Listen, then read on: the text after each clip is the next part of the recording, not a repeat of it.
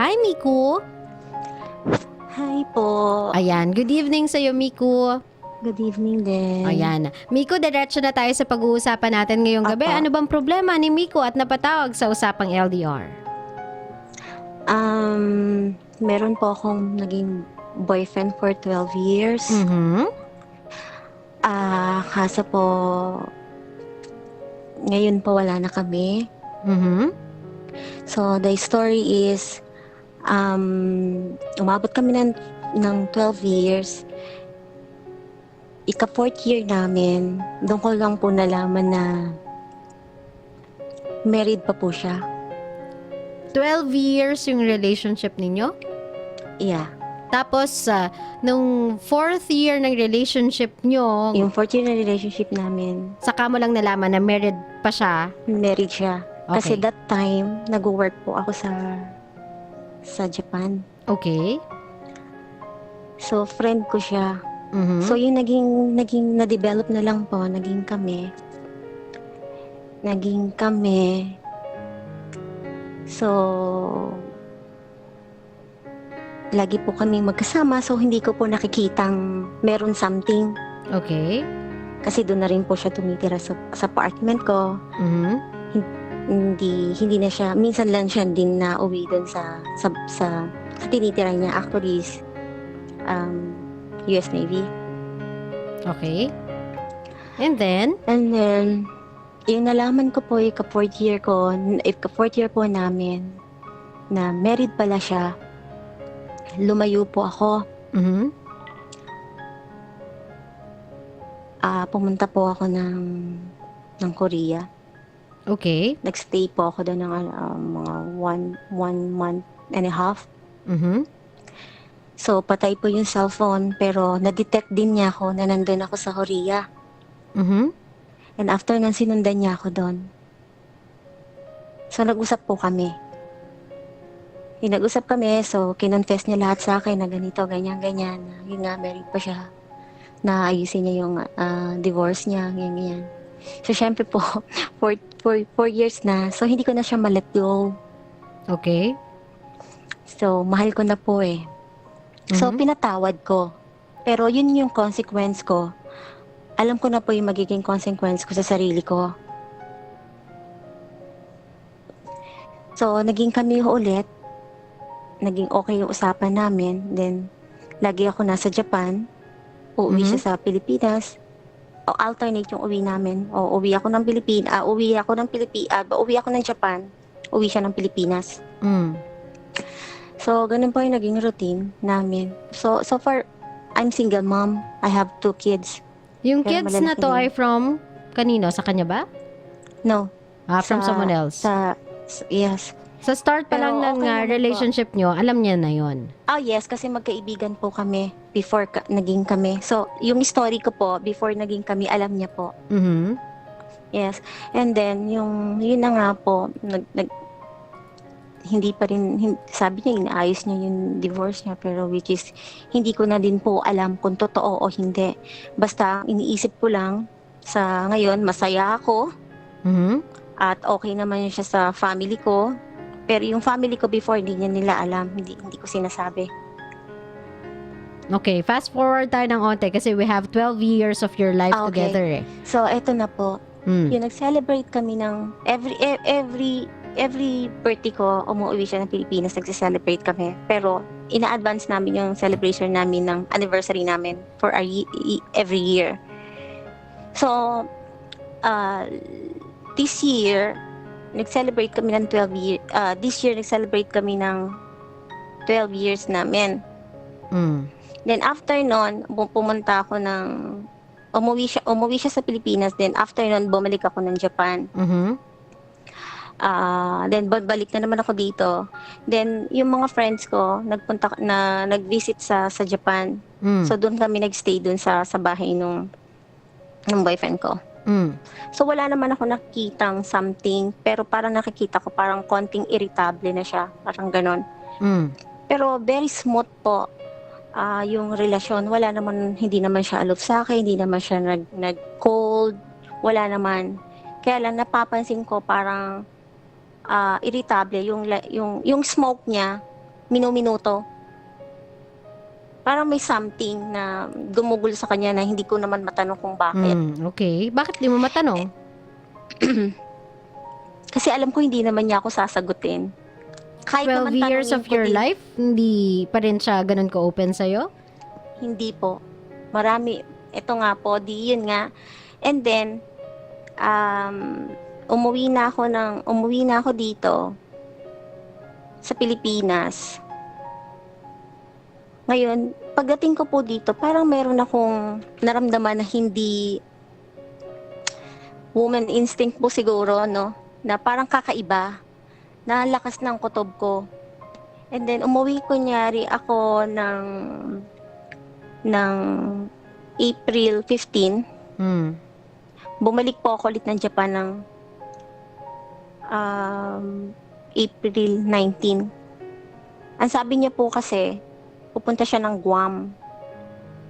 So, parang hindi ako iba po. So, bumalik po ako ng Japan nang hindi niya alam. Pagdating ko po doon sa Japan, yung inuuwian naming bahay, wala na po akong nakitang gamit. Pero may susi po ako ng house. Okay. Pagpasok ko po ng bahay, as in wala na po lahat yung gamit. As in, wala na po talaga. Wala pong natira kahit na ano.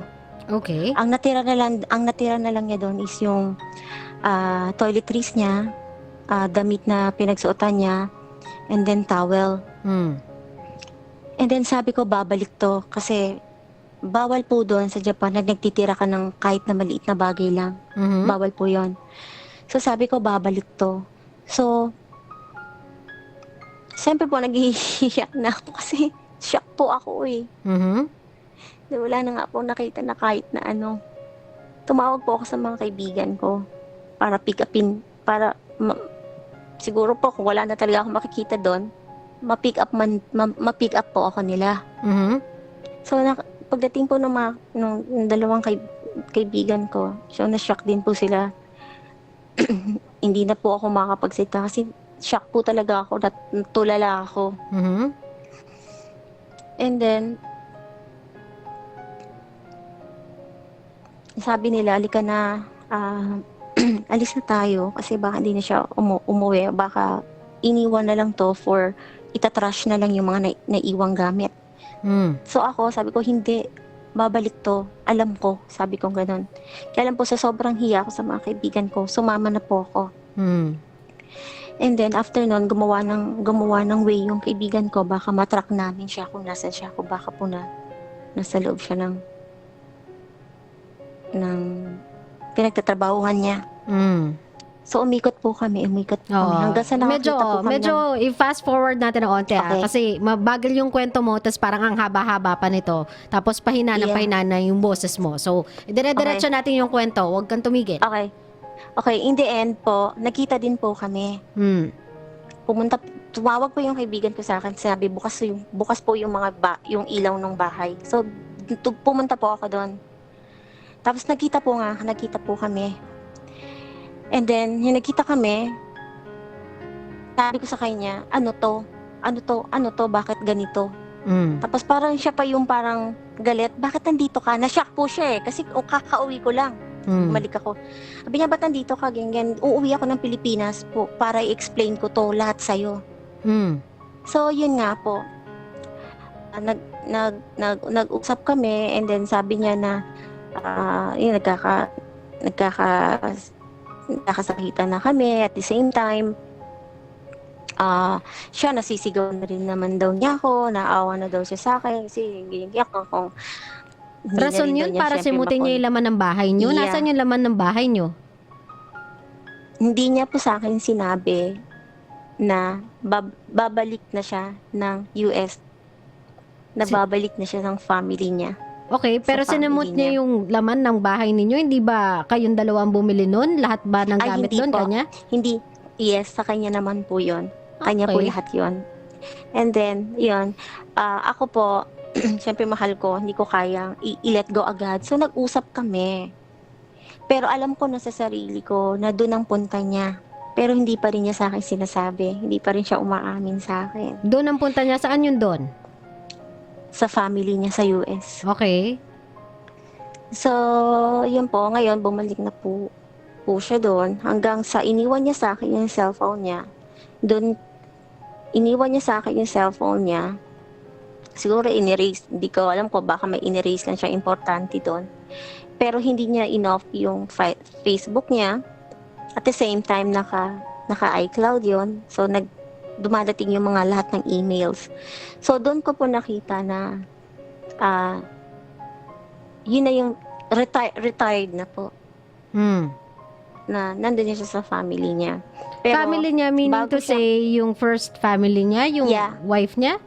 Opo. Okay. Opo, and then, so ako parang, alam ko na, nararamdaman ko na po, pero, yung ilang araw po na magkasama kami, parang, yun na lang po yung araw na alam ko sa sarili ko na, baka ito na lang yung araw na magkakasama kami. So, hindi na ako nag-react. Hanggang sa wala naman po kaming closure. So, naiwan po ako sa Japan, umuwi na siya ng US. So alam ko po wala na talaga, as in wala na. Pero, yung Mother's Day, ginreat niya ako to say na antayin mo ako, inaayos ko yung divorce papers ko. And then, alam niyo po, yung sweet talks. So, hindi na po ako sumagot kasi natatakot po akong mag-reply. Kasi hindi ko po alam kung sa 12 years na yon, imposibleng hindi alam din ng wife niya na meron siyang ibang karelasyon. At the same time, hindi ko po hinayaan na sumagot ako dahil iniisip ko baka mamaya yung misis niya yung nag-text o whatever, o makasagot o mabasa niya yung i-reply ko. So, hindi na po ako sumagot until na wala na po kaming communication. So, anong gagawin natin? Anong tanong mo? Yun nga po, wala nga po kaming closure. Do you think po ba na kailangan pa po namin ba ng closure?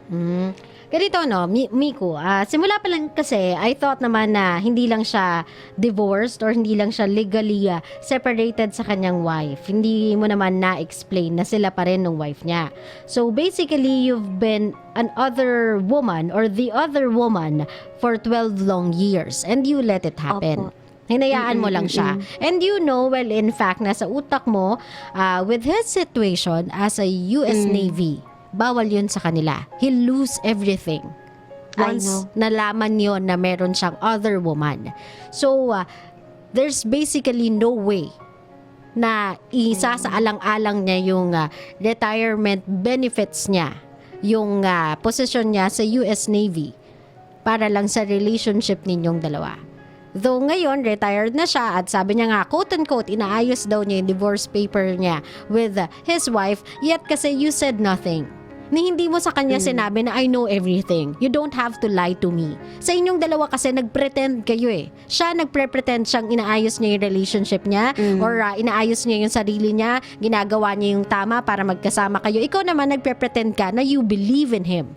When all the while, alam mo yung katotohanan. This is a fake relationship. You could have had something real for 12 years, but you chose to have something pretentious. Itong 12 years ng relationship ninyo, even though it's happy at some point, even though nagkakaroon kayo ng normal encounters as couple, still, dominant yung pretentious part ng relationship ninyo kasi both of you are not being 100% honest with each other. If you are just going to risk everything in your life for a certain relationship, you could have done it sa isang relationship na alam mong totoo. Pero hindi eh. Yung 12 years ninyo, sinayang nyo lang by pretending to be a couple when the truth is you're not. Pretending to be in love when the truth is you're not. Pretending to be someone na pwedeng mag-last or pretending to be a couple that can last for a lifetime, pero alam nyo meron kayong ticking time bomb. And anytime that bomb can blow off and that relationship will end. And both of you are not willing, nor strong enough, nor brave enough to face it. At yun yung problema, Miko. Ngayon, kung sasabihin mo sa akin wala po kaming closure, hindi ko nga alam kung ano yung kung ano yung mismong relationship na meron kayo eh. Ano yung dapat i-close? Kasi ano ba yung totoo sa relationship na yun? Was that relationship even real? Yung mga pangako nyo sa isa't isa? Was it even real? Totoo ba yun lahat? When alam nyo sa isa't isa yung katotohanan pero hindi nyo sinasabi sa isa't isa because you are trying to live dun sa pretentious life na binuo ninyong dalawa outside of the reality. Gumawa kayo kasi ng isang ilusyon na mundo for 12 years. Now that you have to face reality, you are begging for or you are demanding for closure. Ate, ganito, no? If I were you, I'll settle it once and for all. Sabihin mo sa kanya one long message kapag nag-reply siya, or sabihin mo sa kanya ganyan, if you can sneak in one video call, please do so. I just have to tell you something. Tapos kapag nagawa ninyo yon just to be safe, sabihin mo sa kanya, I know everything. I know na andyan ka sa US with your family. I know na meron tong slightest chance na maayos pa kasi you could lose everything. Kasi what we had is an affair. And you could lose every possible benefit you could ever grip from the Navy benefits na kayang ibigay nila for your retirement. So, sabihin mo sa kanya, I know everything. Now tell me the truth so that alam ko kung saan ako lulugar at saan ako magsisimula from this moment forward. Is this relationship ever gonna happen? Is this relationship ever going to continue? For 12 years, nalugmok na ako doon sa idea na we have a relationship, na we have something, na this can be forever, na you can be possibly the stepdad of my children, na we could actually be a family. For the first time in our relationship, let's be real with each other. Magagawan bang paraan talaga yung divorce mo? Is your divorce ever gonna happen? If yes is the answer, then right now I need proof. Kasi right now I know you are with them. So how can you tell me that you are working things out? For the first time... Do you think po ba na, kasi nalaman ko po alam ko yung number niya. Do you think po ba na pwede ko siyang kontakin or no? Ganito, no? Miko, kontakin mo siya kung gusto mo. Sabihin mo lang sa kanya yung pangalan niya. You don't, he doesn't even have to, kumbaga kung wife niya man yung makakabasa doon, ano naman makikita doon? Pangalan lang naman yun eh. Buong pangalan lang naman. So, if you Kasi don't po, wanna arise sa suspicion, just give the full name. Tawagin mo siya sa buong pangalan niya. Sabihin natin na Sergeant Kineme Ruth. Yun lang. Baka isipin lang ng wife niya it's someone from the army. O diba, tinuturuan pa kitang mag-sneak in. So kapag siya na yung nag-reply, sabihin mo, can we do a video call? It's urgent. Sergeant. Oh. Di pag nag-video call siya, tapos nakita ka niya, are you alone? O let's talk. Ganun. Pero kung di talaga siya magparamdam, di siya mag-reply ever, Miko, then move on. You don't need a closure. Okay. Kumbaga, i-close mo na sa sarili mo. It's painful as it is. I know, it's hard. Sobrang sakit siya sa pakinamdam. But then again, Miko, that's what we get if we live a pretentious life. It's not about you being a kabete. It's not about it. It's you not actually, tawag dito, addressing the reality. It's both of you trying to live a life na alam nyong hindi nag-exist. I know, pero ilang beses po ako nag-let go Pero talagang kahit saan ako pumunta, talagang napupuntahan niya ako. Yun din nga po Kaya tumagal kami. It's not about ganito. letting go, Miko, kasi. It's about addressing the reality of things. It's about being truthful. It's about being factual about it. It's about being strong enough to stand your ground. Sabihin mo sa kanyang ganyan, it's not just about love anymore. There's something I know about you na you are not telling me. And that's what's killing this relationship. That's what's bothering me. Siguro ng mga moment na niransak niya yung bahay ninyo, it's a moment na evaluation na ng retirement niya, and he needs to be there with his family para mabigay sa kanya yung retirement benefits niya. So see, Lies after lies after lies after lies. Sa ganong Ay, klaseng relationship, nothing will ever succeed. O di ba, walang relationship na magpo-prosper out of yung foundation ay kasinungalingan. Gets mo, Kumiko? It's not about Opo. you just being a kabit. It's not about you getting into a forbidden love. But it's also about you trying to convince yourself na okay lang to, kaya ko to.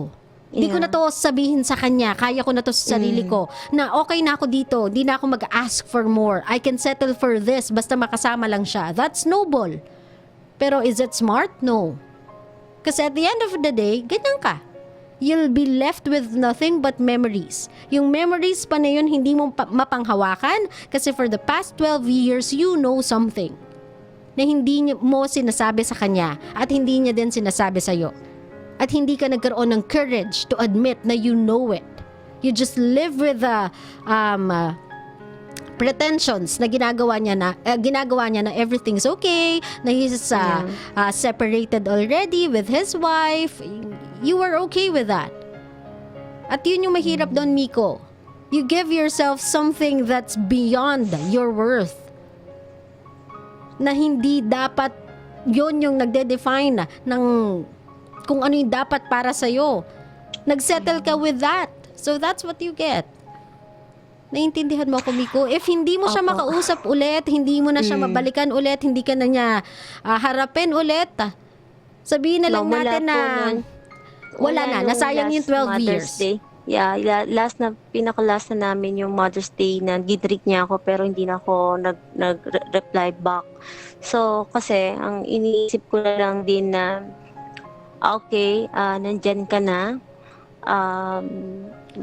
Ganito, no, Miko, isa pa yan. Stop assuming things if you're not even sure about it. Sometimes kasi it may be your choice or it may be your way pala or chance rather na isort yung things out. Kumbaga, alamin yung katotohanan. But then again, nag-assume ka, pinangunahan mo yung sarili mo instead of asking, pinangunahan mo na lang yung sarili mo na, no, hindi na ako magre-reply. Sa tingin ko, ganito naman yung ginagawa niya. Sa tingin ko, ando naman siya eh. Sa tingin ko, kasama niya yung ano eh. Dahil pinangunahan ka ng ganon, instead of talking, wala ka nakukuhang kahit ano. Kasi na-assume ka. Baka hindi naman din, assume. Na din ako, baka hindi rin naman siya mag-reply back. So, ang iniisip ko, kung i-send ko na lang you'll sa kanya never lahat know na unless nakita you'll ko. try. Okay. Pero pwede ko rin ba i-send na lang sa kanya lahat ng nalalaman ko na nakita ko? Why now? Kung dati nga na nag-text siya sa'yo, natakot kang mag-reply, why now? For the same reason na sabi mo, baka wife niya yung makakita, tapos ngayon susugal ka. Eh, paano kung wife niya nga talaga yung makakita? Right now na hindi na siya nagpaparamdam. So, it's useless. If not, guguluhin mo lang yung buhay mo. Gets mo ba ako? Opo. If opportunity permits, if opportunity knocks na makausap mo siya uli, kasi hindi mo alam kung ano yung nangyayari sa kanya. Kaya nga sinabihan kita, text mo, Sergeant Kinemirut, Colonel Kinemirut, kung yun yung, kinakausap niya, kung yun yung, tawag dito, title niya sa Navy, para makapag-reply siya. Nagigets mo ko, tinuturuan na nga kita eh. Tapos kapag nag-reply siya, tapos alam niyang ikaw yon, sabihin mo sa kanyang ganyan, can we do a video call, Sergeant or Colonel? It's urgent. O kapag nag-usap na kayo, ayun na. Di tapos na. Pero ngayon, yung isa-send mo sa kanyang lahat, that's useless. Why? Kasi you'll never get the chance to explain yourself. You'll never get the chance to somehow extract truth mula sa kanya. That is going to be useless. Yung hawak mo ngayon, wala naman yung magiging bearing. Yeah. Gets mo ko? Opo. Now, if you have something to tell your, sabihin natin, boyfriend mo nga ba o partner, kung anong tawag mo sa kanyang ganyan, na wala pa rin kayong closure hanggang ngayon, anong gusto mo sabihin sa kanya?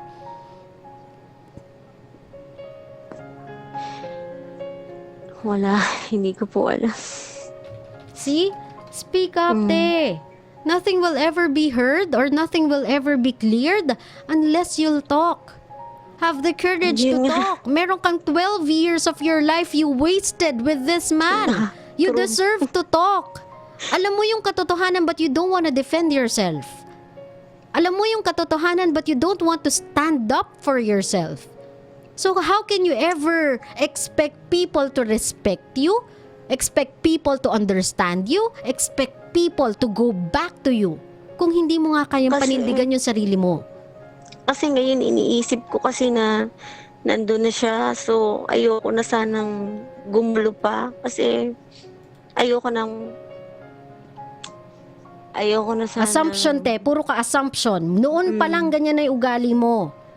Assume ka ng assume. Hindi mo pa sinusubukan. Ni hindi ka nagsasalita. Tinatanggap mo lang ng tinatanggap. Tapos ngayon magrereklamo ka, wala kang closure. Ngayon magtatanong ka, pwede ko ba tong isend? 'Di ba? Bigyan mo ng konting dignidad yun sarili mo, te. Bigyan mo ng konting karapatan para respetuhin ka ng ibang tao. If not, people will walk over you because you are letting them to. Gets mo ko? Magte-take advantage lang sila ng magte-take advantage of you kasi you never know or you never learn how to talk. And I don't know why. Hindi ko alam kung bakit. Gets ko na alam mong kabit ka. Gets ko yun. Pero yung asking for clarity, asking for closure, is not something na hindi mo naman deserve. It's 12 years of your life. Down the drain. Kasi ayaw mong magsalita. Kasi ayaw mong mag-speak up. Kasi ayaw mong magtanong. Then diyan ka lang? Hanggang sabihin niyang diyan ka lang? Gets mo ko, Miko? Opo. Now, if you don't wanna tell this guy anything, then before I leave you, before I let you go, Miko, ganito, no? Sa buhay nating to, hindi sa lahat ng pagkakataon ibibigay sa atin yung hinihingi natin just because naaawa sila sa atin. Opo. Just because nakikita nilang umiiyak na tayo, just because nakikita nilang nag-urumintado na tayo o nagpupumiglas na tayo o naglulupasay na tayo. They will not do that. Sometimes, if we want something in our lives, if we want something to happen sa mga buhay natin, we have to go and get it. Nobody's gonna get it for us.